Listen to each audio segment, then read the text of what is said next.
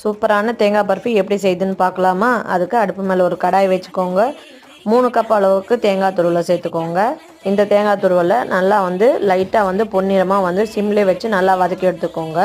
இப்போ இதை நம்ம நல்லா வந்து ஆற வச்சுக்கலாம். மறுபடியும் ஒரு கடாயை எடுத்து வச்சுக்கலாம். அதில் 2.5 கப் அளவுக்கு சர்க்கரையை சேர்த்துக்கோங்க.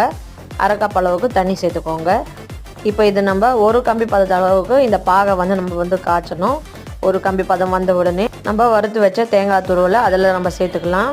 சேர்த்துட்டு கை விடாமல் நல்லா வந்து சிம்லேயே வச்சு நல்லா கலந்துக்கோங்க. இந்த டிஷ் செய்கிறதுக்கு நம்மளுக்கு மொத்தம் 5 டேபிள் ஸ்பூன் அளவுக்கு நெய் தேவைப்படும். இந்த சக்கரை பாகு நல்லா இறுகி வரணும், அது வரைக்கும் நம்ம வந்து கலந்து விட்டுக்கலாம். இப்போ லாஸ்ட்டாக கொஞ்சம் நெய் சேர்த்துட்டு இப்போ இந்த சக்கரை பாகும் தேங்காவும் நல்லா செட் ஆகி வரும்போது நம்ம ஸ்டவ் ஆஃப் பண்ணிவிட்டு ஒரு பட்டர் பேப்லேயோ இல்லை பிளேட்டில் கூட வந்து நீங்கள் வந்து இதை செட் ஆகிட்டு ஒரு 3 மணி நேரம் கழிச்சு இது நீங்கள் வந்து பீஸ் போட்டு சர்வ் பண்ணலாம்.